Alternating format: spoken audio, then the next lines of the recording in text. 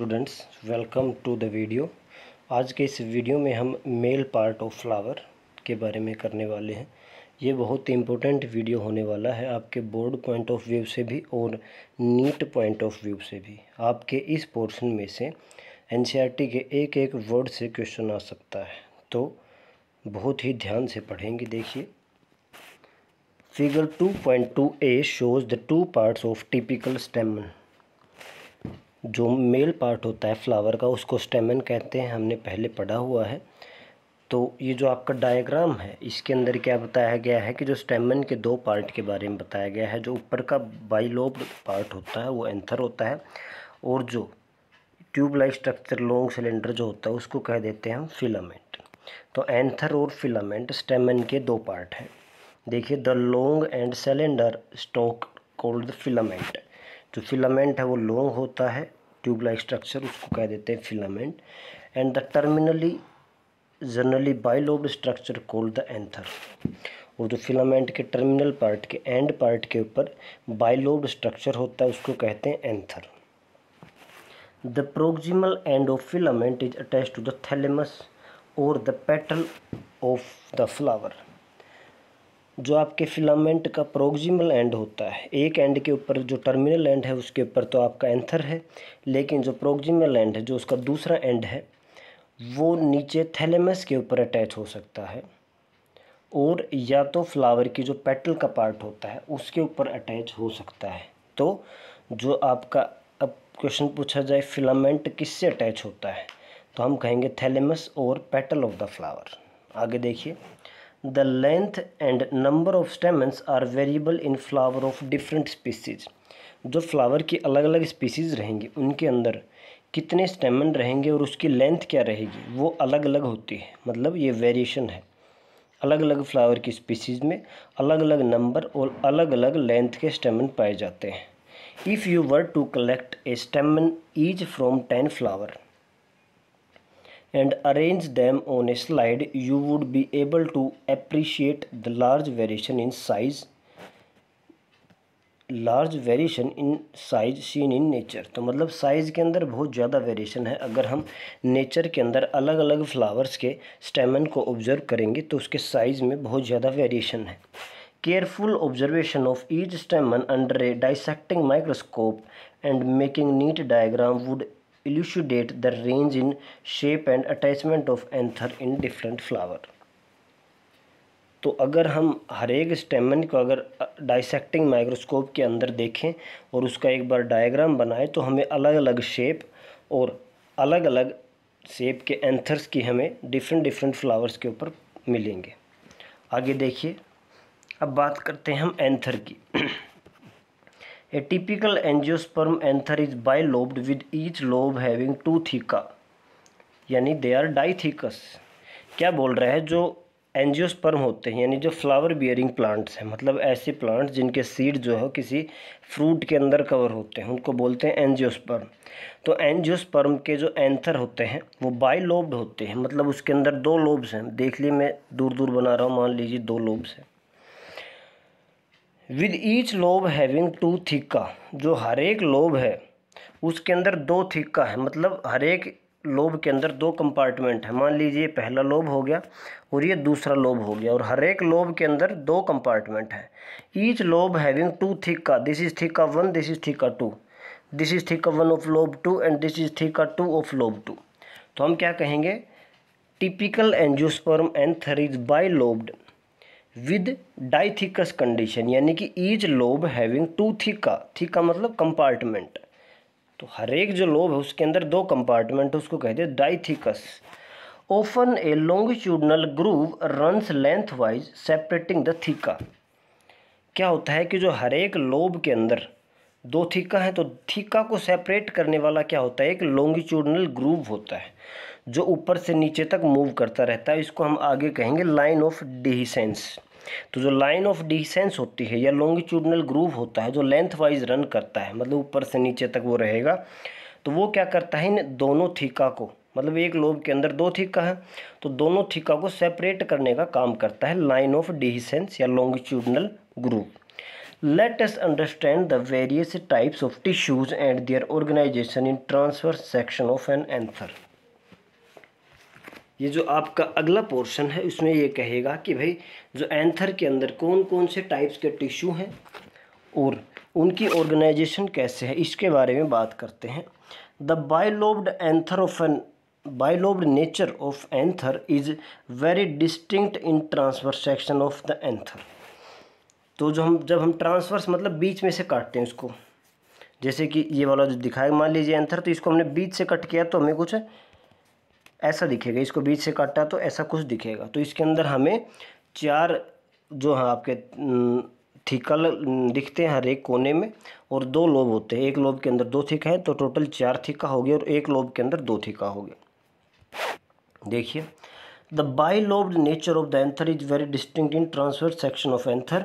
The anther is 4 sided यानी tetragonal structure consisting of 4 microsporangia located at each corner in the each lobe. देखिए, ये आपके क्या है, 4 कॉर्नर्स हैं इसके अंदर, तो इसको हमने कह दिया दिस इज टेट्रागोनल, 4 साइडेड है, टेट्रागोनल है। और हर एक जो कॉर्नर के अंदर क्या प्रेजेंट है, एक माइक्रोस्पोरेंजिया प्रेजेंट है। तो हर एक कॉर्नर ऐसा कुछ स्ट्रक्चर लगा लीजिए, ये 4 कॉर्नर हो गए, और हर एक कॉर्नर के अंदर क्या प्रेजेंट है आपका, माइक्रोस्पोरेंजिया। तो माइक्रोस्पोरेंजिया प्रेजेंट है। एंथर जो है वो टेट्रागोनल होता है। अभी तक हमने एंथर का क्या पढ़ा है, anther is bilobed with dithecous condition and each theca is separated by a longitudinal groove that runs lengthwise. उसके बाद रहेगा the anther is tetragonal and each corner of the anther is having 1 microsporangium, यानी कि 2 in each lobe. तो हर एक lobe के अंदर 2 माइक्रोस्पोरेंजिया रहेंगे। टोटल एंथर की बात किया जाए तो 4 माइक्रोस्पोरेंजिया रहेंगे। देखिए, the microsporangia develop further and become pollen sacs. तो जब इमेच्योर होता है तो उसको बोल देते हैं माइक्रोस्पोरेंजिया। जब वो मैच्योर होके उसके अंदर जब पोलन ग्रेन भर जाते हैं मैच्योर होने के बाद, उसको हमने कह दिया pollen सैक्स। They extend longitudinally all through the length of the anther and are packed with pollen grains। तो pollen sacs क्या होते हैं भाई, कि जो जब डेवलप होने के बाद उसके अंदर पोलन ग्रेन्स जो है वो पूरे लेंथ वाइज भर जाते हैं। मान लीजिए मैंने इसको यहाँ से कट कर दिया, ये क्या है कि 4 माइक्रोस्पोरेंजिया लेंथ वाइज नीचे तक मिलेंगे। तो अब ये ऐसा ही नहीं है कि सिर्फ, तो ये पूरी लेंथ है ना, तो लेंथ वाइज नीचे तक भरे हुए हैं, ऊपर से नीचे तक पोलन सैक्स के अंदर पोलन ग्रेन्स भरे हुए हैं। तो जब पोलन सैक इमेच्योर है तो उसको हम कह रहे हैं माइक्रोस्पोरेंजिया।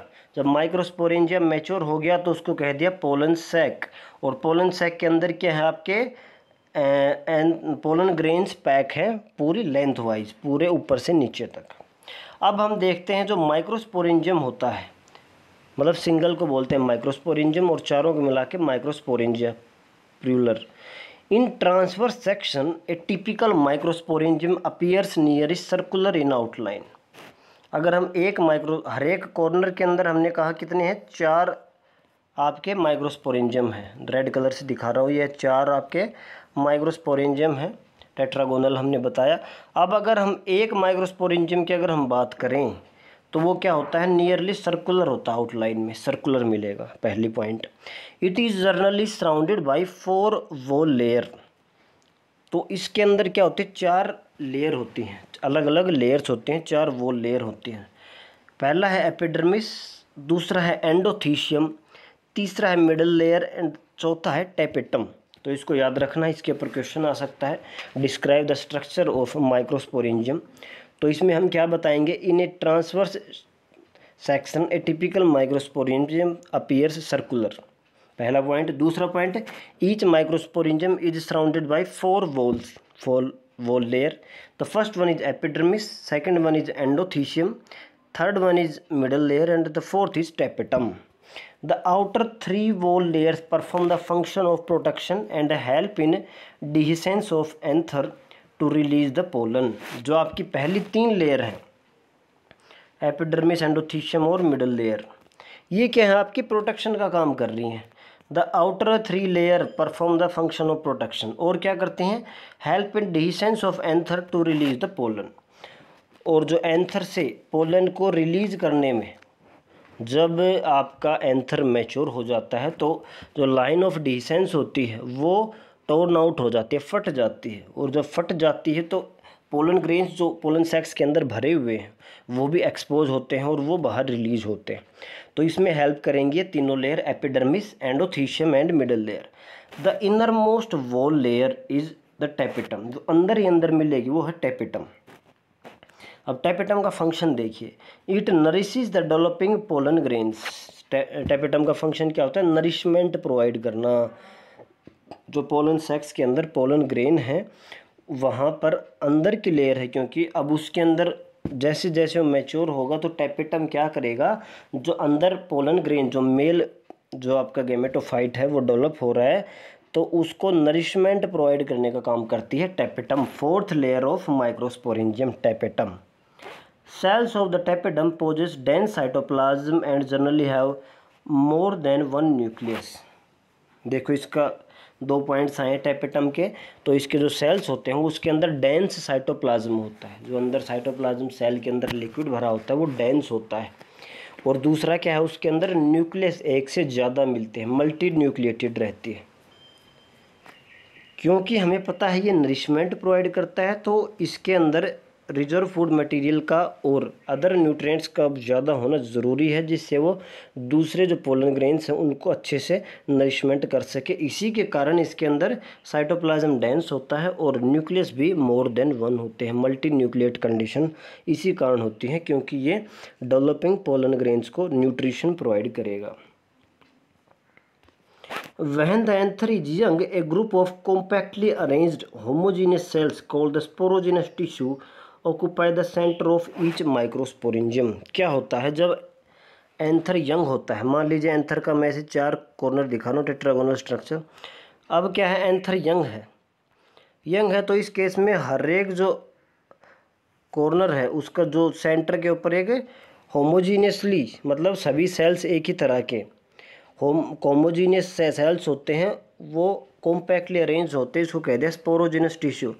तो हर एक कॉर्नर के अंदर एक एक स्पोरोजिनस टिश्यू होता है जब एंथर यंग है।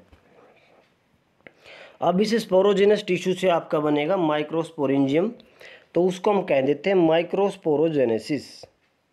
तो माइक्रोस्पोरोजेनेसिस होगा, देखिए एज सबसे पहले एंथर यंग है तो क्या है, उसके जो हर एक जो है ना कॉर्नर के ऊपर हम कहेंगे हर एक लोब के अंदर जो 2 थीका है, तो हर एक थीका के अंदर एक कॉम्पैक्टली अरेंज्ड स्पोरोजिनस सेल्स हैं।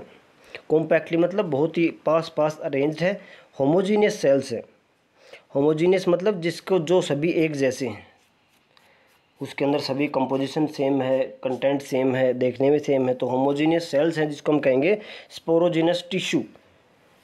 Occupying centre of each microsporangium, जो हर एक माइक्रोस्पोरेंजियम है उसका जो सेंटर होता है उसके बीच में यही प्रेजेंट होता है। एज द एंथर डेवलप्स, जैसे जैसे एंथर डेवलप होगा, the cells of the sporogenous tissue undergo meiotic divisions to form 4 microspore tetrad. अब क्योंकि इसके अंदर क्या बनेंगे, गैमीट्स बनेंगे, और आपको पता है जब डिप्लॉइड कोई ऑर्गेनिज्म होता है और उससे जब हैप्लॉइड हमें गैमीट्स बनाने हैं तो उसके अंदर मियोसिस होती है। तो प्लांट आपको पता है डिप्लॉइड होते हैं ज़्यादातर, तो जब उनसे अगर हमें हैप्लॉइड बनाने हैं तो हमें मियोटिक डिवीज़न यानी मियोसिस जो सेल डिवीज़न है वो होगी, जिससे वो क्या होगा, जो गैमीट्स बनेंगे वो एन बनेंगे यानी वो हैप्लॉइड बनेंगे।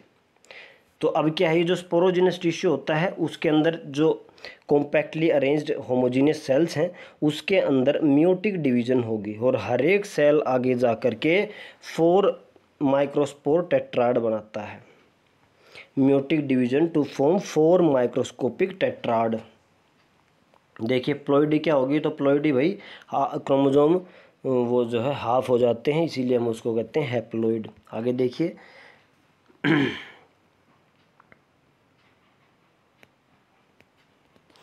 As each cell of the sporogenous tissue is capable of giving rise to the microspore tetrad, each one is potential pollen or microspore mother cell।